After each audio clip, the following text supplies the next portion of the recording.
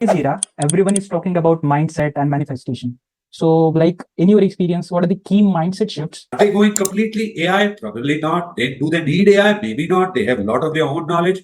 But should I digitalize? What platform should I use? What technology is relevant for me? More than 2 lakh students on Udemy has trusted you. Probably we are still at 10% digitization. New digital strategies, new digital tools, and new digital approach. We need to keep building digital strategy as a part of our business strategy.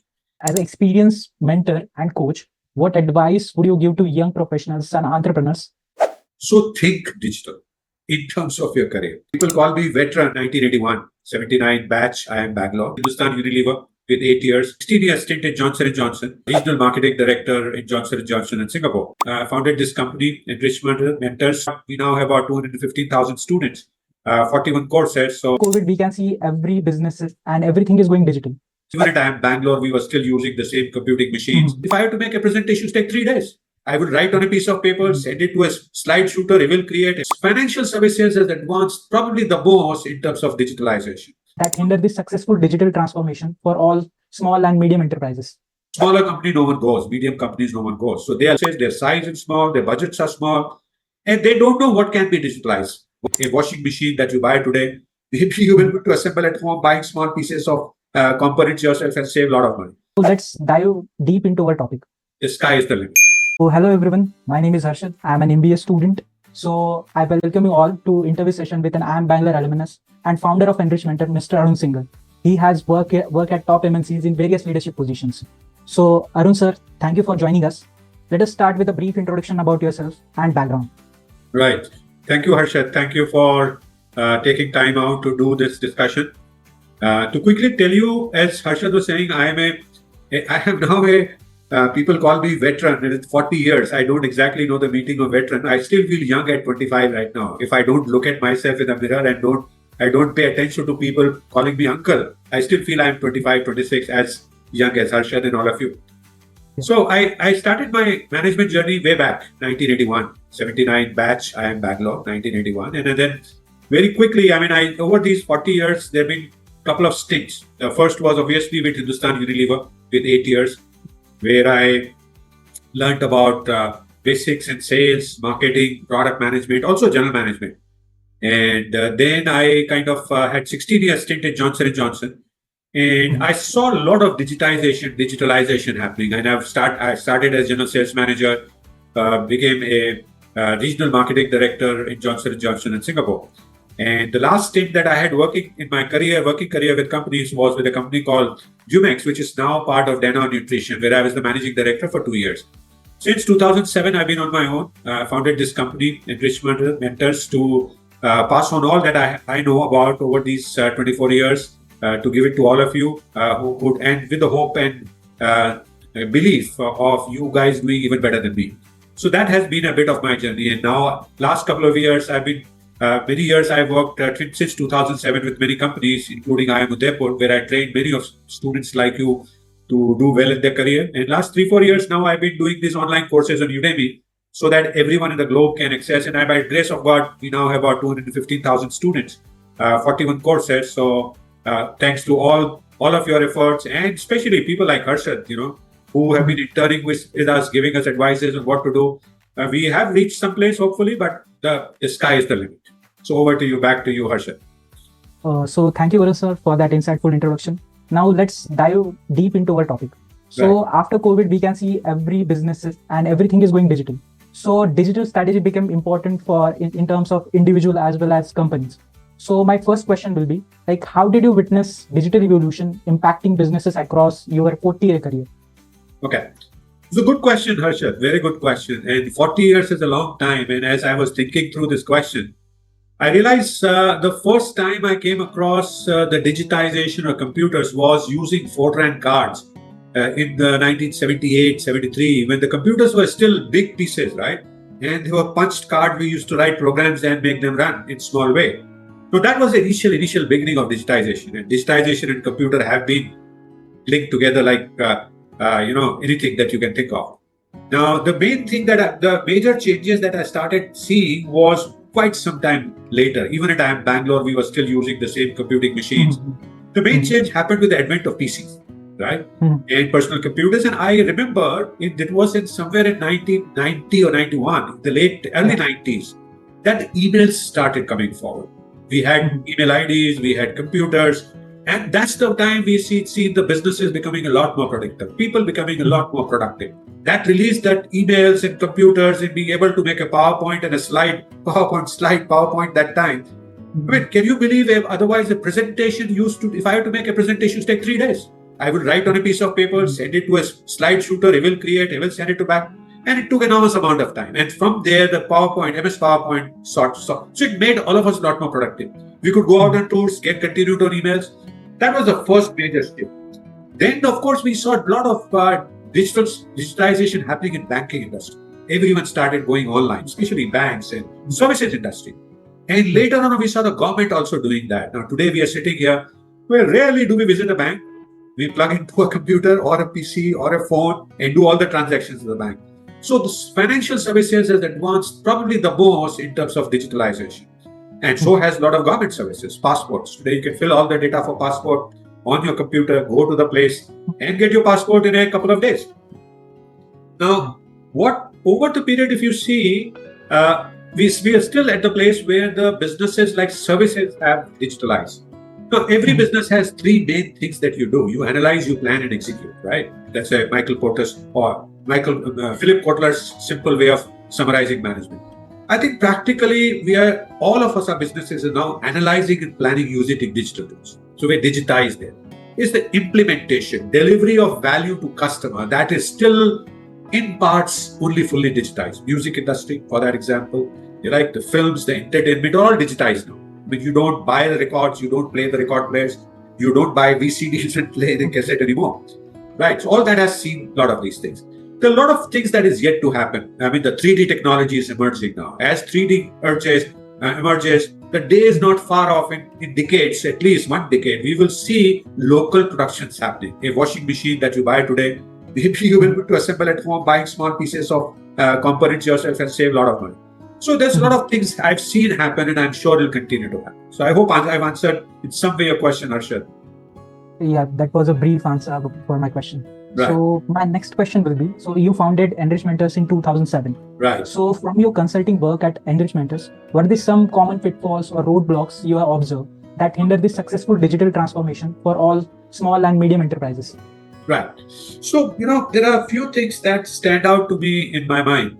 One is that for small and medium enterprises, they still do not fully understand the real role a digitization or digitalization can play. Mm-hmm. So they don't have an idea of the opportunity this offers. Now, larger companies benefit by big consulting companies chasing them, telling them the benefits of digitalization. Smaller company, no one goes. Medium companies, no one goes. So they are left on their own. So their own knowledge of what digitalization can do for them is the one biggest barrier in digitalization.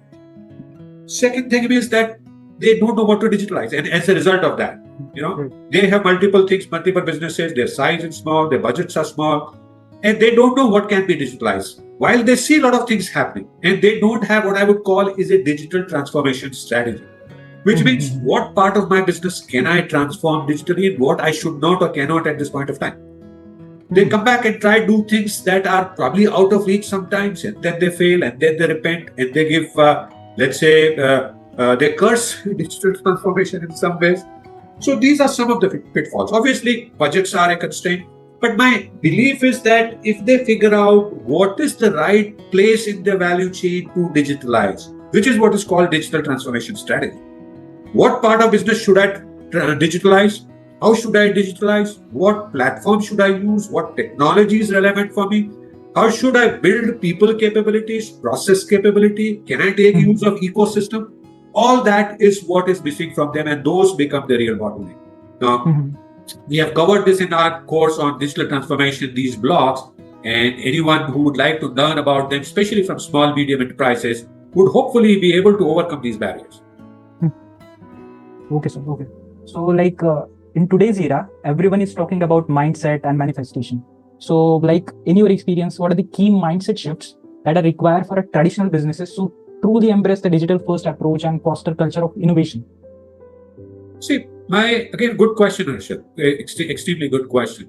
See, the mindset comes from the very definition of traditional business. A traditional business means someone who has been doing business for last 10 years continues to do the same way. Mhm. So the mindset is past is good, I should continue to do that. And past has been good, has generated that profit, has generated that revenue growth. But that mindset that what has worked in the past will continue to work forever in future is the biggest shift in the mindset that we need. We need to be open to say, yeah, we have been successful in the past. There are a few things that we have done well that will continue to do well in the future, but a few things that we need to think differently. We need to be open to the new things coming up and see how we can do that. So that's the first big thing. Second thing is, oh, this is not for me. Yeah, I know it is nice. Everyone is benefiting you, but this is not for me because I don't partly understand or partly because I don't have money for that. So we need to be open. Whole thing is being open. So the traditional businesses have the biggest challenge of falling out the rut of the past. And it is said, the success is its own biggest enemy. So the past successes of traditional businesses is their biggest bottleneck in their mind. So they need to come back and say, hey, yeah, okay, I've been successful. And I need to be open to the new changes that are happening while being mindful of what has worked in the past. And if that kind of frame of mind, if they can bring the traditional businesses, they can certainly do well. And some of this we see happening. I mean, there's a lot of companies who are in a very deeply set traditional businesses, right? Let's say, take the example of Patanjali. Now, Patanjali is traditional business, right? Ayurveda. But they've gone, they've built a online website, they're in e-commerce, and they're moving ahead. Now, their stories may be controversial, their advertisement may be commercial, but they're adapting to the future things that are they going completely AI? Probably not. Do they need AI? Maybe not. They have a lot of their own knowledge. But what are the new e-commerce that is picking up, which is relevant for the businesses they're picking up? So like this, people need to be aware of what is happening first, be open to that, and keep their mind open is the primary things. Okay. So what I understood in simple terms, like we should not like leave the things that works for us, and we should like keep adding new digital strategies, new digital tools, and new digital approach. Absolutely. In fact, what should happen now, and this brings you reminded me. See, what happens is there is all the good companies, businesses, and everyone who wants to be successful should keep doing strategic thinking every year, probably. Every year you work through the 364 days. 356th day, 665th day, you should sit down and say, hey, I've been doing this business for last 364 days like this. Is that the right way to continue? I should engage in a strategy session with my team, key players. And in that, we should ask also the key question about our products, our markets, also the digital strategy. What is the role of digitization? What I have been using, how am I using digitalization in the past? What are my opportunities in the future, and what can I do? So we need to keep building digital strategy as a part of a business strategy. And that should be again related to, as covered in this course on excellence at digital mastery, digitalization and digital strategy. It should be related to your industry cycle, in the kind of industry you are. So that's what you should do. Yeah. So like as an experienced mentor and coach, what advice would you give to young professionals and entrepreneurs looking to build career and businesses in the digital age? Again, excellent question, Harshad. So first, let me take the careers part of a lot of people listeners to this video would be students or young professionals. So first thing I would say, digitization and digital as a field offers tremendously more opportunity than anything else, any other industry. So think digital in terms of your career. Whatever you're doing, say, how can I become digital in that? In my learning, in my career, in my work that I'm doing. Second, also need to ask is, if you're doing marketing, how can I do digital marketing? If you are in supply chain, how can I do digital supply chain? How can I digitize supply chain? If I'm doing finance, how can I digitize finance? So every part, if you are studying, how can I learn digitally? Learning digital is now a commonplace, right? I have so many students, the whole learning has gone digitized rapidly. So each career. Second thing, even in the core digitization, there are a lot of evolving and rapidly growing on.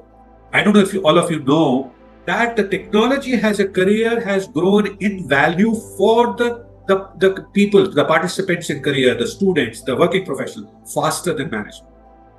The money, the career, the recognitions, the designations have come faster in technology field where the digitization uses the capabilities of people. So think of a digital career wherever you are, either core digitization, you are in software company developing products and services, or digital consultancies or whatever, or even in your own business, how can I digitize? Because digitization is the future. I don't remember the figures, but if you look at the whole industry, probably we are still at 10% digitization. And my belief is, like a golden thread balance, it will reach close to 50% at least before it kind of stays back or it kind of slows down. So think digital. Second thing for businesses, again, I would say the same thing, entrepreneurs. Think digital for very good reason. Digital things are significantly cheaper, inexpensive, and more innovative. You have much more scope for innovation there. Digital marketing is one obvious example. You can advertise, if you can crack the code, you can advertise digitally with no cost practical.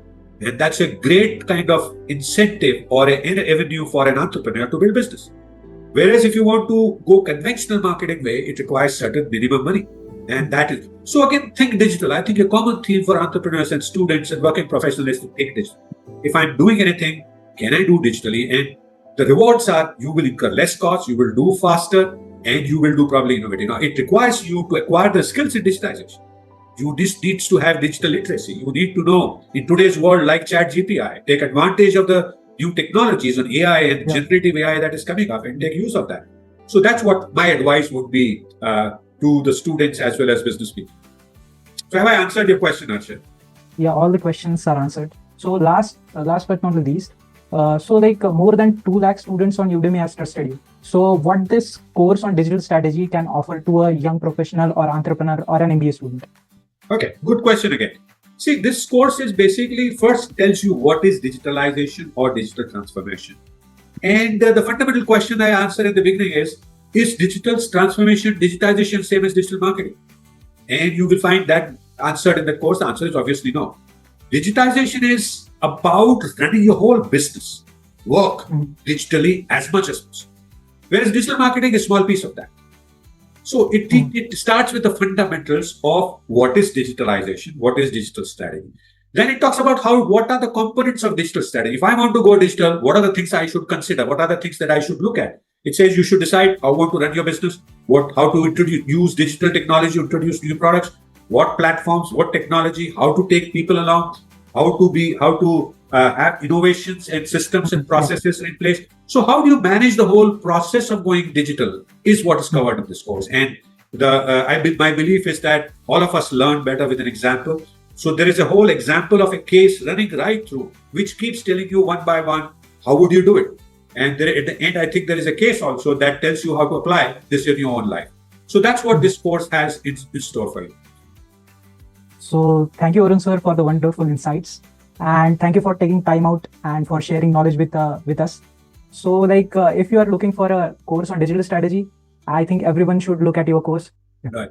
Thank you so much, Harshad, for this very nice conversation. And I hope the viewers enjoy this video. And if anyone else needs any help, not only related to digitalization, but anything that I can do to help you do better in your career or business, do reach out to me by writing a comment or reaching out through any other mode that you can reach out to. Connect with me on LinkedIn. That's where I have maximum number of connections.